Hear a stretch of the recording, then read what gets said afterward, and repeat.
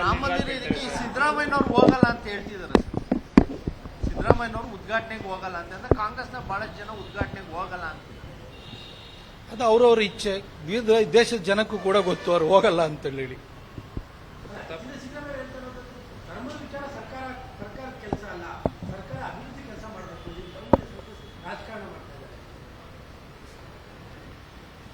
Supreme ಕೋರ್ಟ್ನಲ್ಲಿ ಸುಮಾರು 400ಕ್ಕಿಂತ ಹೆಚ್ಚು ವರ್ಷ ವಿವಿಧ ಹಂತಗಳಲ್ಲಿ ಹಾಗೂ ಸುಪ್ರೀಂ ಕೋರ್ಟ್ನಲ್ಲಿ ಹೋರಾಟವನ್ನು ಮಾಡಿ ಸುಪ್ರೀಂ ಕೋರ್ಟ್ ನ್ಯಾಯಸಮ್ಮತವಾಗಿ ಕೊಟ್ಟಿರುವಂತಹ ತೀರ್ಪಿಗೆ ಅನುಗುಣವಾಗಿ ಅಯೋಧ್ಯೆಯಲ್ಲಿ ರಾಮ ಮಂದಿರ ನಿರ್ಮಾಣ ಆಗ್ತಿದೆ. ಅದು ಜನರ ದುಡ್ಡಿಂದ ನಿರ್ಮಾಣ ಆಗ್ತಿದೆ, ಸರ್ಕಾರದ ಖರ್ಚಿನಲ್ಲಿ ನಿರ್ಮಾಣ ಆಗ್ತಿರುವಂಥದ್ದಲ್ಲ.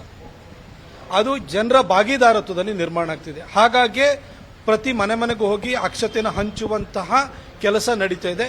ಅದು ರಾಮ ಈ ದೇಶದ ಆದರ್ಶದ ನೈತಿಕತೆಯ ಪ್ರತೀಕ. ಗಾಂಧೀಜಿಯವರು ರಾಮರಾಜ್ಯ ಆಗಬೇಕು ಅನ್ನೋ ಕನಸನ್ನು ಕಂಡಿದ್ರು.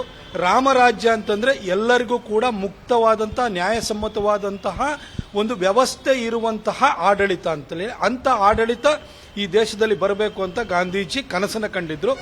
ಅಂತಹ ಆದರ್ಶ ಪುರುಷ ಶ್ರೀರಾಮನ ಜನ್ಮಭೂಮಿಯಲ್ಲಿ ರಾಮಲಲ್ಲನ ವಿಗ್ರಹದ ಪ್ರಾಣ ಪ್ರತಿಷ್ಠೆ ನಡೀತಾ ಇದೆ. ಅದಕ್ಕೆ ಇಡೀ ದೇಶದ ಜನ ಅದಕ್ಕೆ ಅವರು ತಮ್ಮದೇ ಆದಂತಹ ಕೊಡುಗೆಯನ್ನ ದೇಣಿಗೆಯನ್ನ ನೀಡಿದ್ದಾರೆ ಹಾಗೂ ಈ ಕಾರ್ಯಕ್ರಮದಲ್ಲೂ ಭಾಗಿಯಾಗ್ತಾ ಇದ್ದಾರೆ. ಕಾಂಗ್ರೆಸ್ನವರಿಗೆ ಈ ರಾಮರಾಜ್ಯದಲ್ಲಿ ಗಾಂಧೀಜಿಯವರ ರಾಮರಾಜ್ಯದಲ್ಲಿ ನಂಬಿಕೆ ಇಲ್ಲ ಅಂದ ಮೇಲೆ ಅವರನ್ನು ಅಲ್ಲಿಗೆ ಹೋಗೋದಕ್ಕೆ ನಿರೀಕ್ಷೆ ಮಾಡುವಂಥದ್ದು ತಪ್ಪಾಗುತ್ತೆ. ಇಷ್ಟಾಗಿಯೂ ಕೂಡ ಶಿಷ್ಟಾಚಾರದ ಪ್ರಕಾರವಾಗಿ ಅವರಿಗೂ ಕೂಡ ಇನ್ವಿಟೇಷನ್ ಕೊಡಲಾಗಿದೆ. ಅವರು ರಾಮರಾಜ್ಯದಲ್ಲಿ ನಂಬಿಕೆ ಇಟ್ಟಿದ್ದಾರೋ ರಾವಣನ ರಾಜ್ಯದಲ್ಲಿ ನಂಬಿಕೆ ಇಟ್ಟಿದ್ದಾರೋ ಅದನ್ನ ಅವರೇ ತೀರ್ಮಾನವನ್ನು ಮಾಡ್ತಾರೆ.